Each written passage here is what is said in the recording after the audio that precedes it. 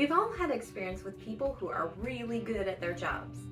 And then there's the really bad ones. Real estate transactions are no different.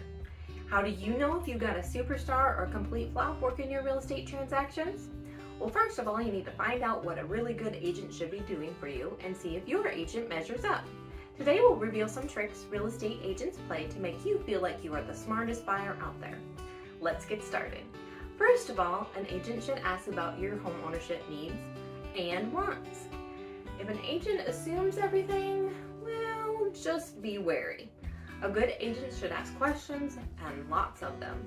Maybe about where you lived, what you liked and disliked about that house, about that neighborhood, where you're going to work, where you did work, how long you plan to stay here or there, any future family plans that you may have, helping you find the right place, and sometimes it's not the one that's on your list. So that's really what you need your real estate agent for, so they can be looking for what you really want. If they aren't trying to figure out what would make you happy, there's a problem. They may have to recommend a mortgage broker for you. A real estate agent should be providing referrals to you for someone that you can trust. Definitely asking if you're pre-approved is a good thing. They want to make sure that you are in the right place, looking in the right price range at houses that are going to not only fit your budget, but get you approved for a loan. They can have contacts in the mortgage industry, anywhere from title service, appraisals, inspectors, surveys, perk tests, anybody in the area. These are people that they work with on a regular basis, and they want to help you get through the real estate transaction. So if you're not pre-approved when you contact a real estate agent, they're going to ask you. And if you don't have a banker where you're working with, then it'd be a great time for them to refer you to someone that you can work with, and they can help you manage that relationship. They can, if the real estate agent can't give you a realistic price tag, then a mortgage broker can. They will put you in touch with people like mortgage brokers and sometimes even credit repair places to help you get in the best position to buy. Your real estate agent should be talking about schools. Even if your neighborhood, that this house that you're looking at is in a school district and you don't care because you don't have kids, you don't plan on having kids, life changes. But really, the person that you go to sell your house to could find that very important and could give you a really good resale value. So it is important to know what school district the houses you're looking at are in, and your agent should be giving you a rundown of what schools are available: elementary, middle school, high school, community colleges, universities, and your options for open enrollment, schooling at home. We also have a Christian academy here, so they should know what's available in the area and maybe by neighborhood or school district. Your real estate agent should be giving you feedbacks on neighborhoods and maybe why one neighborhood is better than the other, but they do have to be careful. They can't be steering away from certain neighborhoods. So just take everything that they say with a grain of salt, because they don't live there, so they don't necessarily know what that neighborhood has. They just know maybe from seeing things or hearing things from people that maybe live in that neighborhood. So you should be learning about the neighborhood and the school district where you're looking at houses. You may want to know in the neighborhood, where do you buy groceries? Where do you walk your dog? Some of our neighborhoods have really great trails. Some places you're going to be walking in the street because there's little to no sidewalks in this area except around the townhouses. What do people do for fun on the weekends? That probably isn't going to really be by neighborhood here. Maybe different towns have different things going on, but pretty much in all of the area you'll be able to attend any of the goings on events or fundraisers that are happening. Of course, you're going to expect your real estate agent to help you find a home if they're working with you as a buyer. Most buyers have to check through endless possibilities of homes that are going to work for them before they find the one that is the one. Let me tell you, I've heard it again and again that pictures can be deceiving. Keep in mind that a listing agent's job is to get you to go look at the house, so they're going to make the pictures look really good. When you get there, it may not be what you really think it is, so just be prepared for that. But you do want to go look at them because there may be something about them that wasn't in the pictures. Maybe the location's really good. Maybe you love the layout. There's just all kinds of things that you're going to see if you go to the property that you wouldn't in the pictures. And if your agent wants to set you up on an MLS feed, so you're getting all the new listings, any price changes, anything that changes on the market, that's a good thing too. They want to make sure that you're the first to know about a house that meets your criteria. Even if it's not exactly everything you need and want, it might still be the one that's best for you. And they may even help you find alternate strategies. Maybe it's not quite in your price range, or it doesn't have quite enough square footage, but it's still really going to work for you at this time in your life. If your agent is working for you as a seller, then the most important part they can do for you is price your home correctly. It is a critical job that they price it right from the first time, because when your home hits the market, that first 30 days, even the first 48 hours are the best time you're going to get fresh eyeballs, new buyers looking at your home. If you price it high and do a price reduction later, yeah, it'll refresh in their feed, but it's not the same as when they first listed it on the market. So it is important that you ask your agent how they came up with the price that they're telling you to sell the property at, and where they came up with how that number should come about. They should be looking at homes that are for sale currently and have sold that are in the similar location, have similar features, similar size, and how long have they been on the market, so you know what to expect for your time when your house hits the market. Your real estate agent should know how to market your home well. They should have a marketing platform and be able to explain it to you on what steps through the process they're going to take you.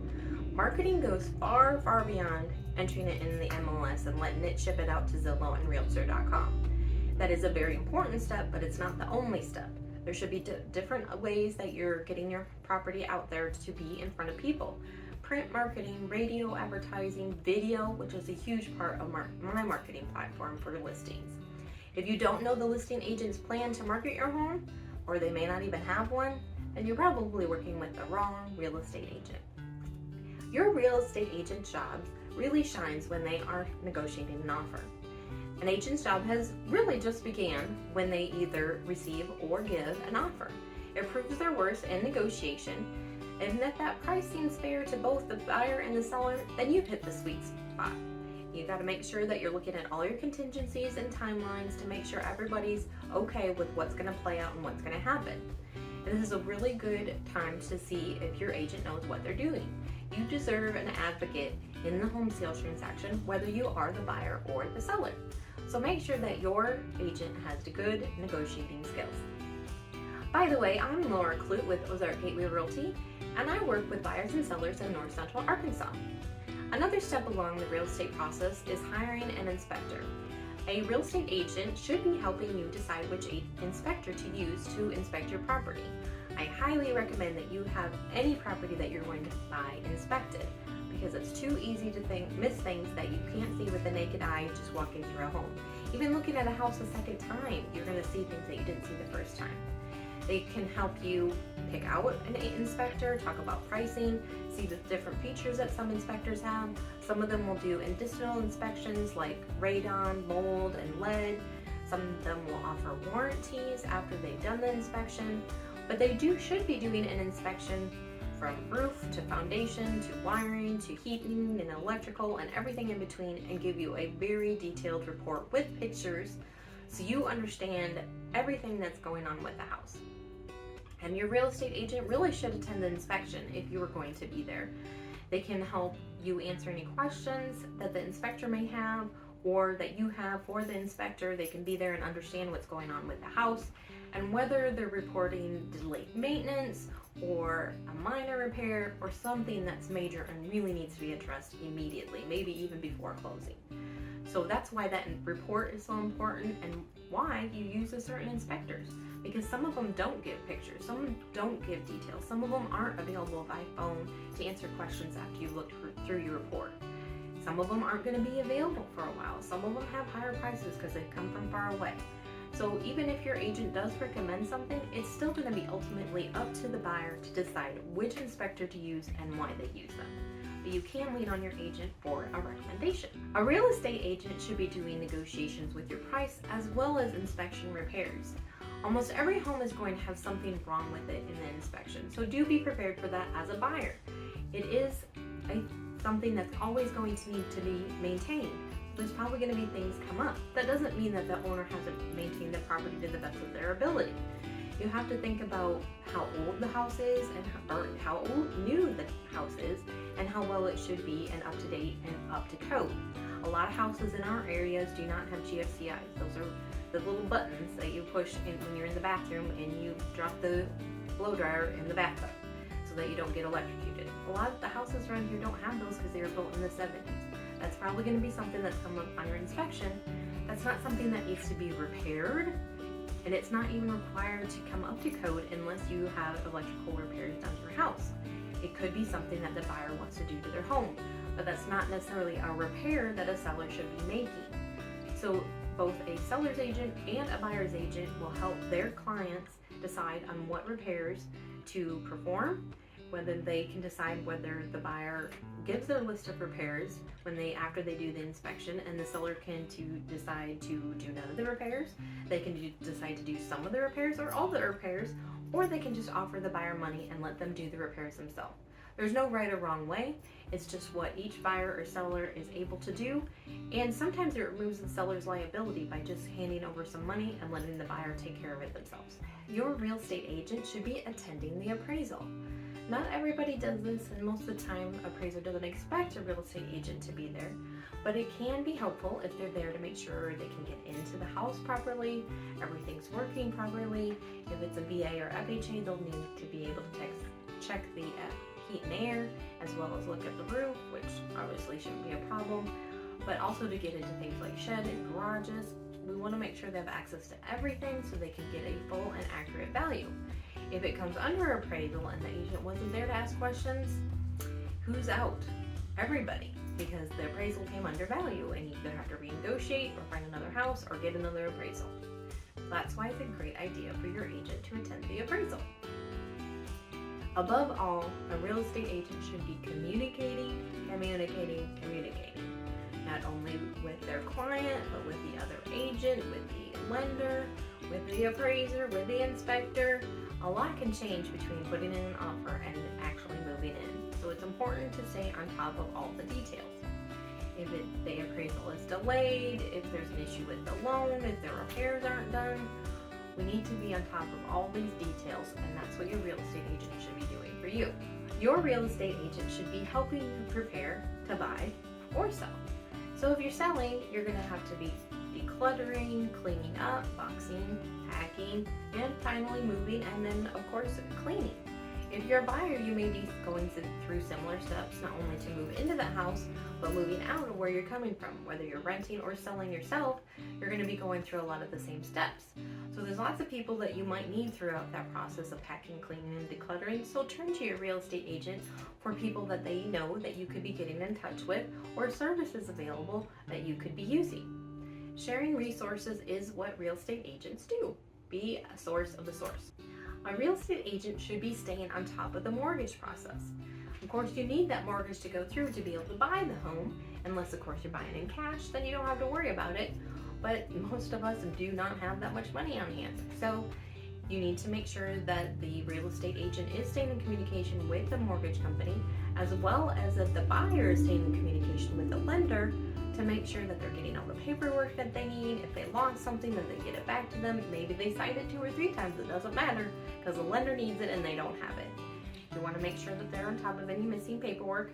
And then of course, if the lender is communicating with the title company, so that they both have all the documents and the numbers they need to make sure we're on track for closing. We don't want any nasty loan surprises when it comes to closing day. So you can see there are many details that a real estate agent needs to stay on top of and make sure there aren't any loose ends to tie up at the end. There are a lot of moving parts and pieces to a real estate transaction. Did we get all the repairs done that were requested in the inspection? Did the termite inspection happen? Did the title search get completed? Has the appraiser gone out to the property, or have they submitted their report? It's very important that we stay on top of each of these steps so that the transaction can run smoothly and close on time. A real estate agent will help you manage your emotions during the buying process. It can be a very anxiety-producing process because it is the biggest decision, more than likely, that you are making, and it's a lot of money. So a buyer is more than likely going to have some anxiety about spending that much money on that home, and probably the seller too, because not only are they selling a home, but they have to go buy a new home, and that whole process is very stressful. And the seller may have feelings of missing out on the memories that they've created in their house, or just sadness of leaving an area in the home. So don't be surprised if your sellers or buyers are caught off guard about how they feel about this moving process. Emotions are part of the package. A good real estate agent will keep in touch after closing. It's not uncommon for a real estate agent and their clients to lose touch as years pass as a home is closed and you just move on. But I will make it a point to stay in touch with you, to wish you a happy home anniversary, wish you a Merry Christmas, wish you a happy birthday, so that you know you can reach out to me with any questions, whether it's about who to help you with updates or repairs, or just to find out what's going on this weekend. It would be great if we can get together again when you're ready to step up, when your family's expanding, or when you're ready to downsize and you're in retirement, or you just decided to move to a different area. Now that you know what you should be looking for to have a superstar agent on your side, let's take the next step and watch this video about first-time homebuyer mistakes. Or just give me a call if you have any questions about what I talked about today. Thanks for spending time with me and have a blessed day.